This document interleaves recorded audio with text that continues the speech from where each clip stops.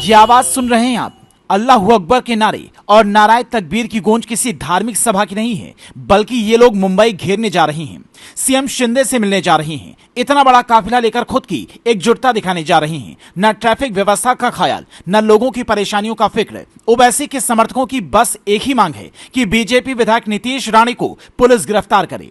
पैगंबर मोहम्मद के खिलाफ टिप्पणी करने वाले रामगिरी महाराज पर एक्शन हो।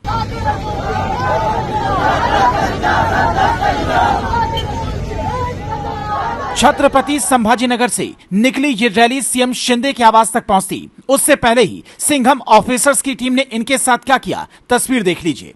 जो महाराष्ट्र में अपना शक्ति प्रदर्शन करना चाहते थे, कानून हाथ में लेकर सड़कों पर उतरे थे, उन्हें पुलिस की कानून की लाठी पड़ी तो बचाओ बचाओ चिल्लाने लगे।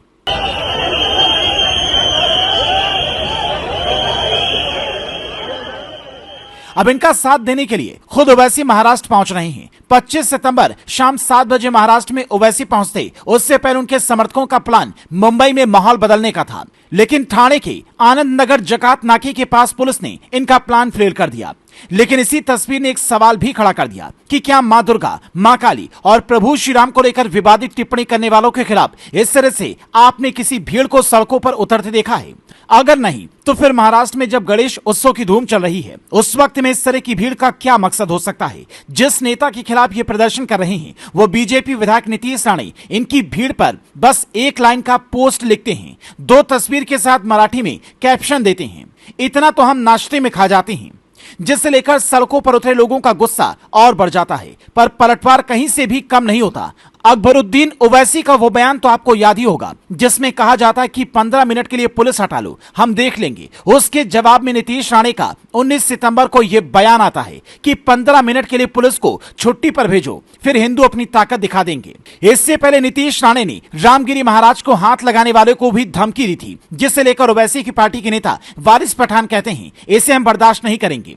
पर सवाल ये उठता है कि आखिर ये विरोध प्रदर्शन इतना बड़ा हुआ कैसे? तो इसकी कहानी जुड़ी है रामगिरी महाराज के एक वीडियो से, जिसमें उन पर पैगंबर मोहम्मद के खिलाफ आपत्तिजनक टिप्पणी के आरोप लगे। कई थानों में मुकदमा दर्ज हुआ, जिसके बाद संत रामगिरी ने कहा, हमारा मकसद हिंदुओं को एकजुट करना है।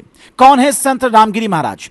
महाराष्ट्र के जलगांव में पैदा हुए रामगिरी महाराज का असली नाम सुरेश रामकृष्ण राव है। साल 2009 में गंगा गिर महाराज के शिष्य नारायणगिरी महाराज के शिष्य बने। दीक्षा ली नारायणगिरी महाराज के परलोक सिधारने के बाद रामगिरी सरला द्वीप मठ के उत्तराधिकारी बने। छत्रपति संभाजीनगर, नासिक, जालना, जलगांव में रामगिरी महाराज का काफी प्रभाव माना जाता है। कुछ समय पहले ही सीएम एकनाथ शिंदे भी इनके यहां पहुंचे थे, जिसके बाद रामगिरी महाराज सुर्खियों में आ गए। लेकिन उसके बाद एक बयान ने इनकी मुश्किलें बढ़ा दी और अब देश के करोड़ों मुस्लिम इनके खिलाफ सख्त कार्रवाई की मांग कर रहे हैं। ओवैसी के समर्थकों की यह भीड़ साफ बता रही है कि मुंबई पुलिस और सरकार दोनों पर दबाव बनाने की भरपूर कोशिश की जा रही है। सिर्फ हिंदुस्तान ही नहीं, बल्कि विदेशों से भी कई लोग ट्वीट कर रहे हैं। 57 मुस्लिम देशों तक ये वीडियो जैसे ही वायरल हुआ, वहां से रिएक्शन आने लगे। हो सकता है कि वो लोग इन तस्वीरों को देखकर खुश भी हों, पर सवाल यह है कि दूसरों को परेशानी में डालकर यह कैसा प्रदर्शन? कानून के जानकार ओवैसी तो ये अच्छी तरह से जानते हैं कि हिंदुस्तान का संविधान सबको अपनी आवाज उठाने की इजाजत देता है, लेकिन तरीका अलग होता है।